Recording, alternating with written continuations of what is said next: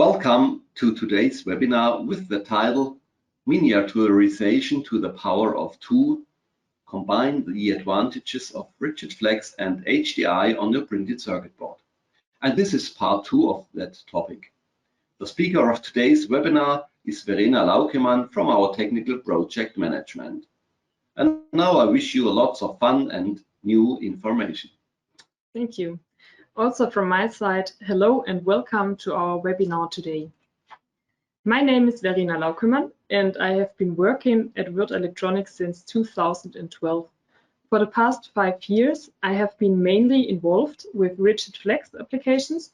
For 3 years, I have been working in our technical project management. There, we deal with special customer projects and their implementation in our production. If you have any questions, please feel free to ask me and my colleagues. You can see my details, my contact details in the QR code. So today we will look at how the technologies Flex Rigid and HDI can be combined. First, we will summarize the findings from part 1. Then we will learn how the technologies HDI and Flex Rigid can be combined in the stack-ups. We will look at optimization possibilities and design tips. Then we look for cost drivers and learn how to eliminate them. Finally, we briefly summarize our insights. So let's start with the summary of the first part.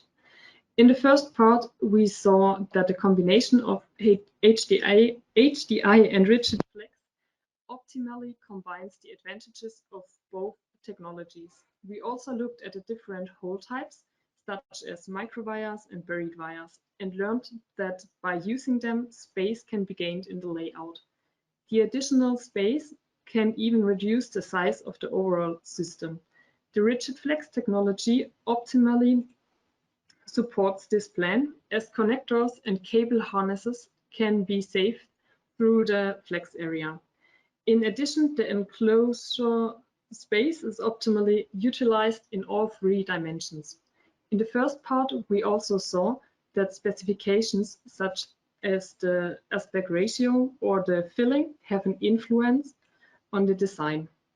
In addition to the experience from the first webinar, we will now look at how RIGID-flex and HDI technologies are combined in a layer structure. We start with a simple flex rigid technology, a 1F XRI. This construction uses a flex that runs over the top ply. Below that are X separate rigid plies. In the example on the right, we have 5 rigid layers in addition to the flex layers. As you can see, microwires are already present. These can be added without adjustments in a standard stack-up. Additional micro and buried wires are possible, but the structure has to be adapted somewhat for that. This is because a second pressing is necessary for the buried wires. First, the layers 2 to 5 are pressed. The buried and micro wires are inserted here. Then the pre-preg and the flex core on top and pre-preg and copper foil on the bottom side are pressed to the first stack-up. The plated through holes and the microwires of the outer layers are drilled then and plated through. Due to the thin pre-preg thickness, the total thickness of the PCB can be reduced to a minimum of 0.5 millimeter. This saves space in the housing. The dielectric distance between the top side and the first inner layer, so between layer 1 and layer 2 in this case, is determined by the RIGID-flex structure and is approximately 95 microns. In the first part, we saw that the depth of the microwires has an influence on the pad diameter. Therefore, the pads must be at least 350 microns in size so that they can be drilled. The buried wires are similar in the depth to a standard stack-up and can therefore be designed with 450 microns for the pads. The routing for example, a BGA with pitch 0.4 millimeter becomes a challenge with 350 micron for the microwire pads. But there is a trick to reduce the pad size. The pre-preg on the back side is not specified on the stack up. A thinner pre-preg, for example, at 1080 with a final thickness of approximately 60 microns, can be used here. This allows a pad diameter of 250 microns and thus the unbundling of a small BGA pitch. Therefore, components that are connected by microwires should be placed on the bottom side if possible. You can see that combination of RIGID-flex and HDI is very simple in this stack-up, but it gets a little trickier with two flexible layers. In a 2F XRI, the first two layers, means layer 1 and layer 2, are flexible. The flex is therefore on the outside. In this example, there are 4 additional rigid layers under the flex. Again, microwires can easily be added between layers 1 and layer 2, and of course between layer 6 and layer 5. There is no adjustment necessary for this. Unfortunately, additional microwires and buried wires are not possible. The microwire pads need to be a bit can be produced a bit smaller because the distance between layer 1 and layer 2 is only 50 to 100 microns. But why is it not possible to use additional micro and buried wires? This is due to the double-sided flex core. Both a micro and a buried wire would start on layer 2, but this is not possible because layer 2 is the bottom of the flex core. So it's just not possible to start the drilling here. But of course, this problem can be solved with our design tip. With the special stack-up, which is shown here, further micro and buried wires can be realized. A trick is used for that. Instead of the double-sided flex core, 2 single-sided flex core are used. We call this a 1F plus 1F XRI. So the layers 2 to 5 are pressed in the first step and then drilled. A second single-sided flex core is pressed onto the first stack-up. This can be seen very well in this microsection. Below the first copper layer, you see at first the polyimide here. Then we have the pre-preg and the landing copper of the microwire. Below we have again here the polyimide and the pre-preg. So you can see that we have twice polyimide here, and of course twice the pre-preg. This allows us to use more microwires and buried wires even on the inside. The structure is comparable to a 1F XRI, which we have already looked at. This means that the same pad diameters have to be used. On the top side, the microwire pads are relatively large, with 350 microns. On the bottom side, you can use a smaller microwire pad because the trick for the 1F XRI can be used again, so we can use a small pre-preg. On the other side, we can move the flex to the inside. This is a XRI 2F XRI. Microwires are possible with 6 or even more layers. The picture shows an 8-layer structure with 2 flex layers and 6 more rigid layers. This is called 3RI 2F 3RI. Almost all layers can be interconnected by microwires. Buried wires can be drilled through the flex layers as well as the adjacent rigid layers. In the example, buried wires are shown between layer 3 and 6. Additionally, buried wires could be used between the layers 2 and 7. An adjustment of the layer structure is not necessary for these additional buried wires because it's already pressed 3 times. The total thickness is very thin because of the very thin pre-preg, and this enables us to use very small pad diameter. We can use 250 microns for the microwires on all layers, and for the buried wires 450 microns. Due to the rigid flex technology, a defined distance is required between the flex layers and the adjacent rigid layers, so between this layer and this layer. Here we need at least 150 to 200 microns for the flex rigid technology. And therefore we cannot use microwires between those layers. However, the connection between the layers can be realized by buried wires, as you can see in our example stack up. And because the structure is very thin overall, even the pad diameter of the buried wires can be reduced to 450 microns, taking the aspect ratio into account. Here you can see it again that it's not allowed to use microwires between those layers. And that brings us already to our first survey. We want to know which via types do you use to unbundle BGAs. You can see on my slide some example pictures for the wires so that you know what we mean, but in the survey they are cannot be seen anymore. Okay, so have another look at the different combinations before I start the survey. So one difference is whether you use microwires as stacked or as staggered. So there are two different options for your answers. So now I will start the poll, and please make your choice now.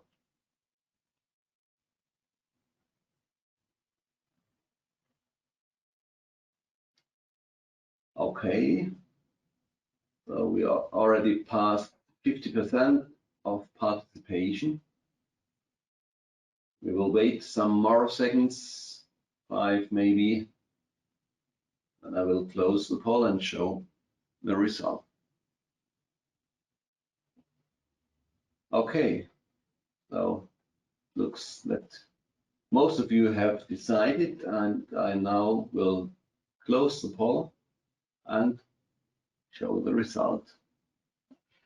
As you can see, round about a quarter of you just using PTH for this design of a BGA, 18% using PTA in combination with stacked microwire and buried wire, or buried microwire. I'm not sure about the M here. It's microwire and buried wire. Okay, then another 18% using staggered microwires. Okay, so there is 1-to-1, and 36% using both stacked and staggered microwires.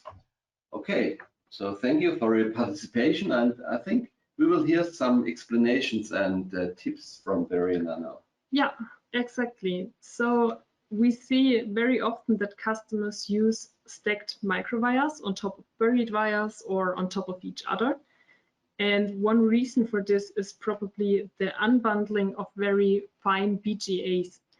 But I would like to show you that it's also possible to do this in another way with a customer application. So the customer needed to unbundle a BGA with 0.5mm pitch.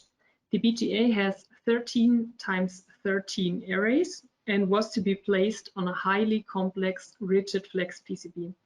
The customer's idea was a 10-layered rigid flex with stacked microwires over 3 layers. The buried wires have been staggered and were used to contact the flex layers. For the stacked microwires, however, copper filling is required twice. On the one hand, this is cost intensive, and on the other hand, the filling limits the layout distance on layer 2 and 3, and of course on layer 8 and 9. In addition, the customer wanted microwires with 275 microns for the pads, which are used as the solder area on the outer layers. So the microwires are in pads. The layout was specified with 75 microns for the conductors for width and spacing.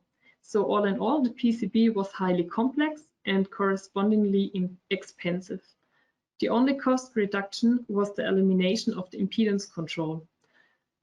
Therefore, our technical project management came up with the following solution. The layer structure remains the same, so we use still a 10-layered flex rigid PCB, but the microwires will be placed next to each other, so we will do them as staggered microwires. This has the advantage that they do not have to be filled, and it also saves time in our production.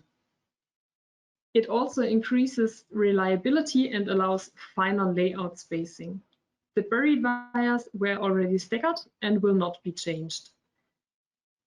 The special BGA area parameters have been changed a little bit. So we use the microwires in pads, but they have been reduced to 250 microns. The undrilled BGA pads were even reduced to 240 microns. This created additional space in the layout that could be used for connectors and enables the use of solder resist between the pads. In addition, the conductor widths were reduced to increase the spacing to 90 microns. So we have 70 microns for the width and 90 for the space. Okay, and now we will see how this looks in the layout. On the first layers, the outer BGA pads are routed to the outside and then connected to different parts. The outer rows are therefore no longer relevant for the further unbundling. The remaining pads are transferred to the second layer by microwires in pads. There, the second and the third row are led away to the outside. The leading away from the inner row is realized by the mentioned 90 micron spacing and 17 microns conductors. You can see it here, that we can go through the pads, between the pads, with the 70 microns for the conductors and 90 micron space. The other pads have been transferred by a dog bone structure, which is necessary for the staggered structure of the microwires. You can see this here.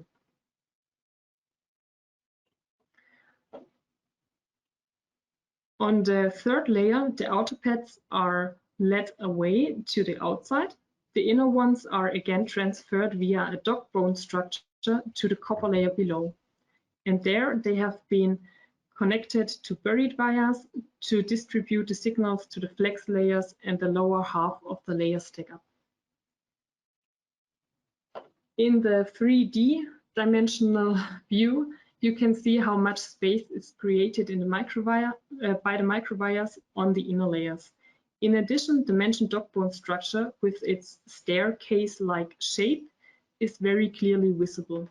You can see this, for example, here, where the wires go down to the second layer, then it's connected to the other pad and goes down to the next layer. So it's like a staircase. By choosing the right holes and their arrangement, both the costs and the complexity of the PCB can be reduced considerably.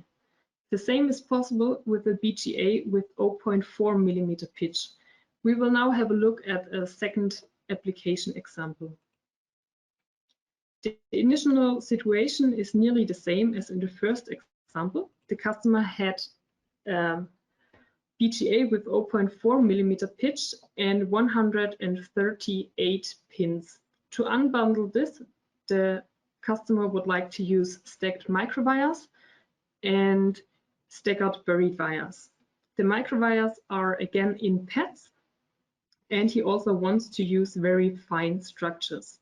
Again, we have the problem that the wires, the stacked microwires, require 2 times copper filling, which limits our spacing on the inner layers. And therefore, we decided to do it as in the first example. For the unbundling, a staggered arrangement of the micro and buried wires is used. However, this is only possible if not all pins are occupied, so that there is enough space for the unbundling. If there is not enough space, the microwires must be stacked. But I can tell you that nearly all BGAs can be unbundled with staggered microwires. So if you have questions, please feel free to contact me and my colleagues. On the first layer in this example, most of the pads are connected to the second layer. On the second layer, the signals are distributed to the outside, or they are connected to another pad via dog bone structure and are connected to the next layer. The third layer is constructed like the second layer. Some signals are distributed to the outside, others are passed on to the next layer via a dog bone structure. On the next layer, they are distributed or passed on by buried wires to the lower half of the superstructure. And on the fifth layer, you can see that the buried wires are connected to the flex layers. In the 3D view, you can see the dog bone structure very well again, and you can also see the connection on the inner layers, on the flex layers, which are marked in yellow and pink. So you can see that the use of HDI creates a lot of space in the layout and also in the housing, and therefore it reduces the costs. But nevertheless, HDI is often dispensed. And we would like to know why you do not use HDI in combination with RIGID-flex. Oh, and I see that there is a translation mistake. There's written Stoffflex, but this means RIGID-flex. Okay, so that should not be too critical. Good. So if you haven't used microwires or HDI in combination with flex rigid, we would be interested in the reasons for that, and I will start the poll now. So please make your choice. And afterwards, again, we will have a look at the result.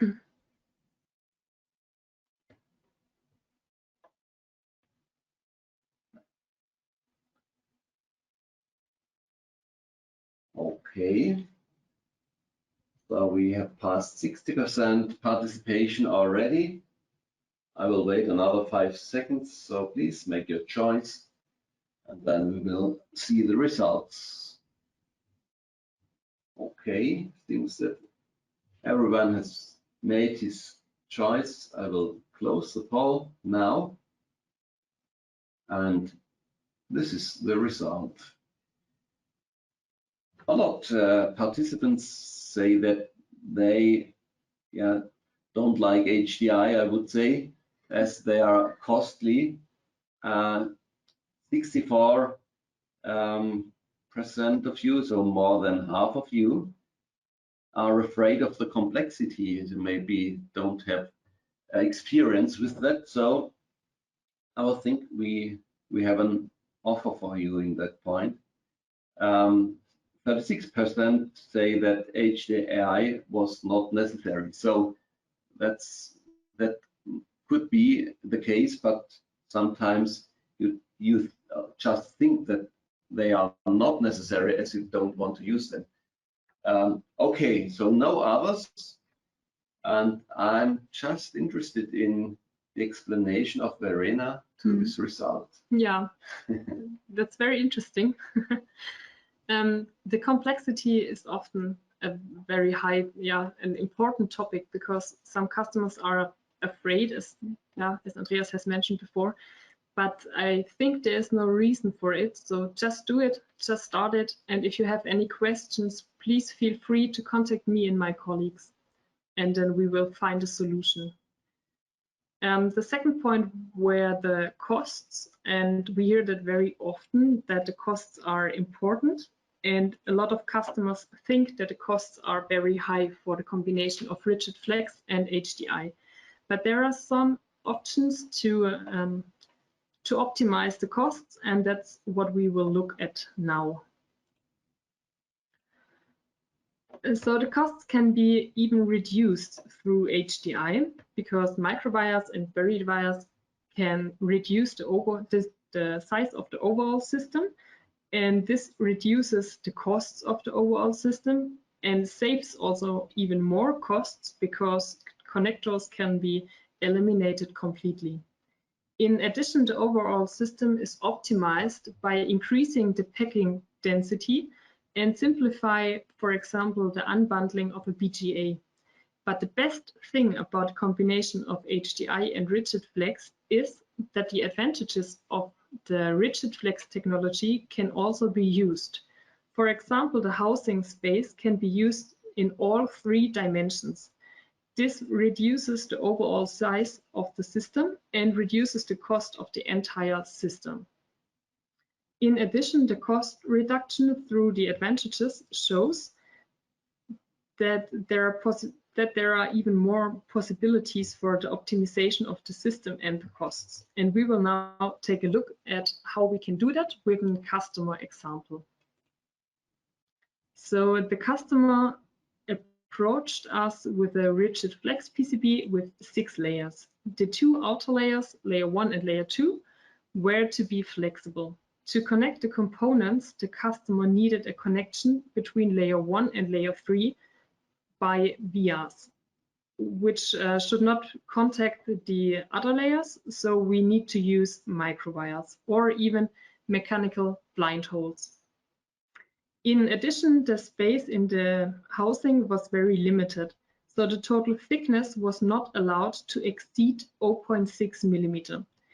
In addition, a SIF connector was needed to lead signals from the flex layers to another PCB. The requirements probably sound like a common design to some participants, but for a PCB manufacturer, these requirements are very challenging. The design itself was not producible as it was, and it required a redesign. For the mentioned connections between layer 1 and layer 3, the flexible layers would have to be relocated to the inner layers. In addition, the micro and buried wires would have to be stacked in order to have enough space in the design. This comes at an additional cost and also additional time in our production. The SIF connector on the inner layers is also challenging and involves an additional manufacturing effort in our production. The desired overall thickness of 0.6 millimeter could also not be met with the flex on the inside. So the enclosure would have to be adapted. So the housing would have to be adapted. Unfortunately, the housing has already been manufactured at the time of the PCB feasibility test. An adaptation was therefore not possible. Another solution had to be found, and we found another solution. We suggested that the PCB can be reduced as a 1F plus 1F 4RI with 2 microwire layers. We have seen the stack up before, and I think you still remember the advantages of this. In this case, the biggest advantage was that we did not have to do a redesign, and the connections between layer 1 and layer 2 can still be realized. So the second way to optimize the design and the costs is to arrange the microwires in a new structure. We will now do them staggered and not stacked anymore. This saves a lot of costs and also production time. The third option, and also they checked if they can reduce the plated through holes, because the less plated through holes we have, the less effort in the mechanical process is needed. And this saves also cost. The SIF contacts will stay on layer 1, but with the flex on the outside, this is a standard process for us, and so we don't have to use a special effort on in the production. And this all saves a lot of money. But all these actions cannot reduce the costs as much as required. So we had to find another solution But at first we will have a look at how the selected HDI technology can have a very large impact on the costs. The graph here clearly shows how strongly the wire types influence the costs. The simplest form is the combination with the HDI structure 161 on the left side. This is because no adjustments of the layer structure is necessary, as we have seen before in the stack-ups. As soon as the second pressing is required, for example for 2 layers of microwires or buried wires, the costs jump upwards. A clear increase is also visible between the staggered and the stacked variants. For example, 242. Here we can see, in this part, we see the staggered option and here the stacked option. And you can see that there is a high jump between those two technologies of nearly 15%. And that's only because of the filling processes for the stacked microwires. A significant increase is also visible for buried wires. So the 16B1 is almost 40% more expensive than a 161, which is produced without buried wires. The main reason, therefore, is the second pressing, which is necessary. So please always check if your design really needs buried wires or a second layer of microwires. The graph clearly shows that the choice of the vias is crucial for the costs. So it should always be checked whether the buried wires are absolutely necessary and whether the microwires can be staggered. In our customer example, it initially seemed impossible to execute the microwires in the staggered way. However, after extensive testing and much effort, it became clear that it was indeed possible. So I think it always makes sense to have a critical view at the design. But another very important cost aspect is the delivery panel design. The RIGID-flex technology has the advantage that the flex area can be bent. This enables a straight PCB contour that is bended in the final state. The utilization of the needed space can be significantly improved. So the picture shows the installation situation of the PCB. If the flex area starts in the middle of the PCB, much more space is needed in the panel. This increases the cost a lot. So the space requirement should therefore always be checked and critically questioned. There are often possibilities for optimization. In the depicted panel, in this panel, the red area is unused and thus wasted.